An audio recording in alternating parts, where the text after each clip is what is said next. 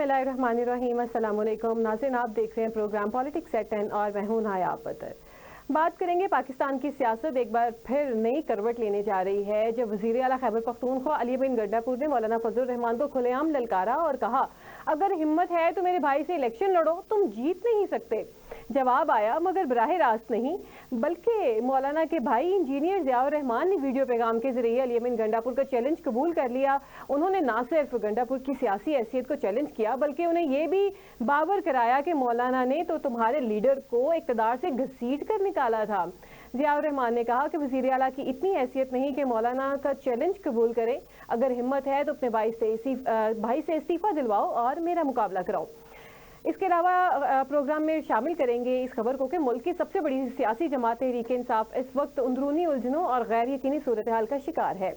मारूफ तज्ज़ियाकार doctor Hasan Askari ने programme में गुफ्तगू करते हुए अहम इंकशाफात के तहरीक इंसाफ के अंदर मुख्तलिफ बयानिए चल रहे हैं और चलते रहेंगे क्योंकि पार्टी खुद गैर यकीनी की कैफियत में है। उन्होंने कहा कि रहनुमा सब कुछ ठीक करना चाहते हैं लेकिन कोई मुज़ाहमत पर जोर दे रहा है तो कोई मुज़ाकरात पर। उनका कहना है कि 5 अगस्त की तारीख अभी दूर है। इस वक्त की सूरत हाल ऐसी है कि हम एक हफ्ते के बाद सियासी मंजरनामे का अंदाज़ा भी नहीं लगा सकते। डॉक्टर हसन अस्करी ने मशवरा भी दिया है कि अगर पीटीआई को तहरीक कामयाब बनानी है तो इसे नई सियासी जमातों को साथ मिलाना होगा। इसके अलावा बात करेंगे हम कि एक बानी पीटीआई यानी कि इमरान खान, उनके बेटे कासिम और सुलेमान, खबरें ये सुनने में आ रही थी कि वो लंदन से पाकिस्तान आ रहे हैं, लेकिन उसके बाद जो उनकी अम्मा यानी कि जमाइमा ने ये बयान दिया, उसने कहा जी कि ये तो पाकिस्तान नहीं आ रहे हैं।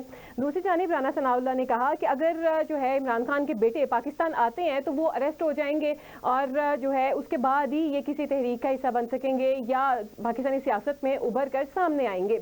जबकि इसके अलावा की बात यह है कि पाकिस्तान आने से पहले वो अमेरिका जाएंगे, वहाँ से जाके जो है आलमी सतह पर तहरीक इंसाफ को पेश आने वाले इश्यूज़ यानी कि बानी पीटीआई जो कि कैद में हैं उनके इश्यूज़ को उजागर करेंगे। उसके बाद वो पाकिस्तान आएंगे।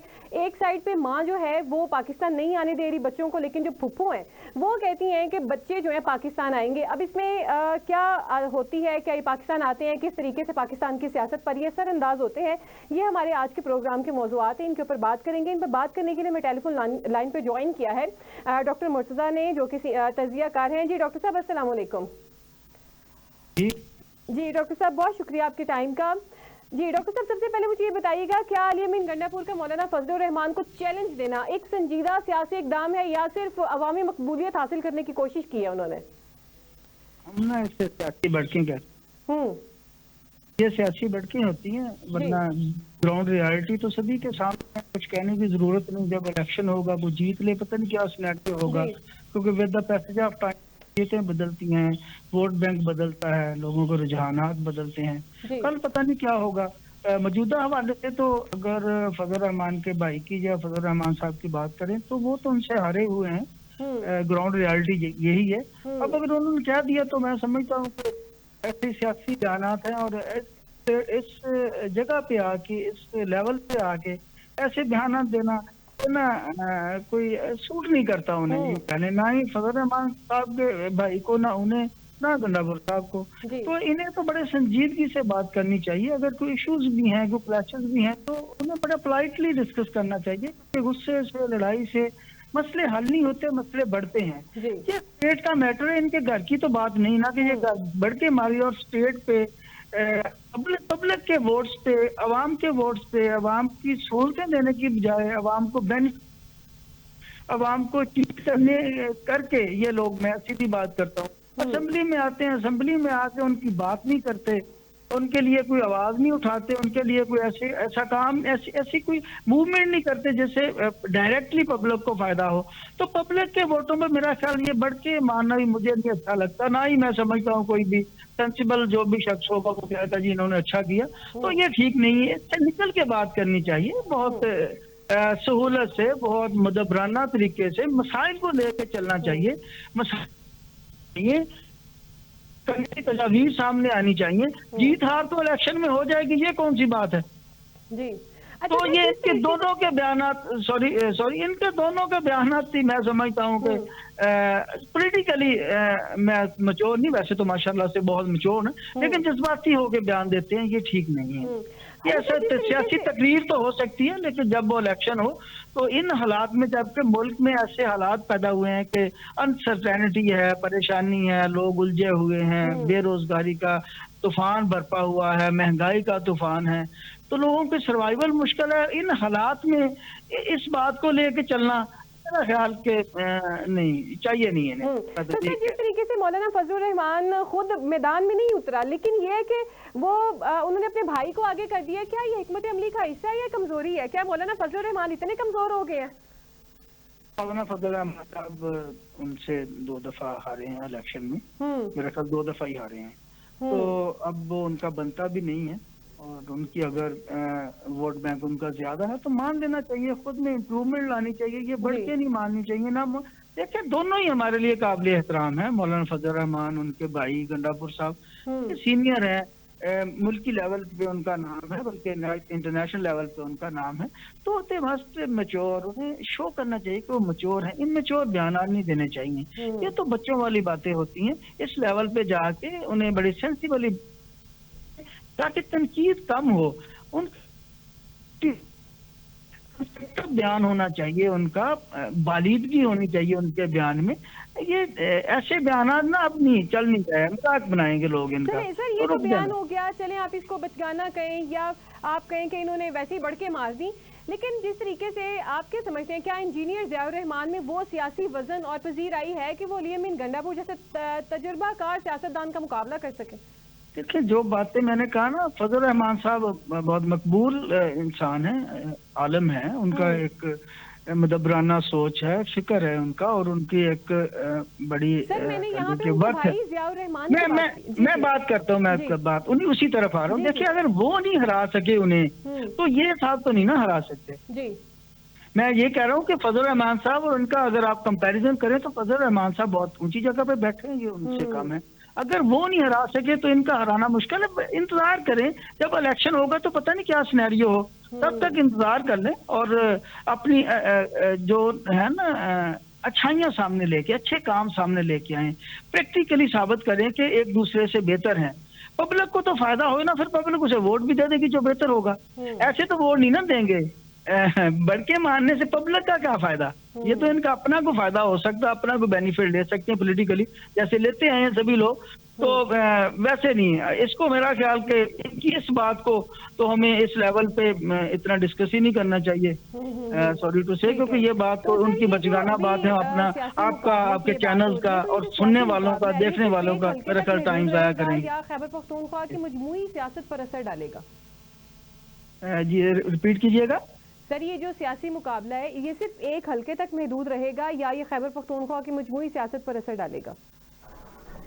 देखिए एक सीट जो होती है ना, उसकी हार जीत से इन्फ्लुएंस तो बहुत पड़ते होते हैं, क्योंकि एक हल्के की सियासत जो होती है ना, वो बाज़ औक़ात पूरी करने के उस बहुत सारी सीटों पे असरअंदाज होती है। तो इसका असर तो होगा, जोर भी लगेगा, कोशिश भी की जाएगी जीतने की, कोई डेफिनेटली कोई ऐसा जो भी करते हैं सियासत में वो करेंगे, इसका असर तो पड़ेगा जी, डेफिनेटली असर पड़ेगा। वैसे भी आप देखें स्पेशल सीट जब मखसूस नशिस्तें निकल के दूसरी तरफ जाना, फिर 99 पे तो वैसे इलेक्शन होते हैं, 22 सीटें मेरा ख्याल इसकी मखसूस नशिस्तें हैं, 3 अक़लियत की हैं, तो अब तो उनकी पोजीशन बड़ी अजीब हो जाएगी ना अगर ऐसा निकलता है, उनसे निकलते हैं लोग, तो ये कहने को भी मूव कर सकते हैं, दूसरे जो हिज़्ब इख्तिलाफ है उसको मिला के कुछ ना कुछ कर सकते हैं। एक एक सीट बहुत कीमती है, इसलिए मौजूदा हालात के तनाज़ुर में देखें तो एक एक सीट वैल्यूएबल है,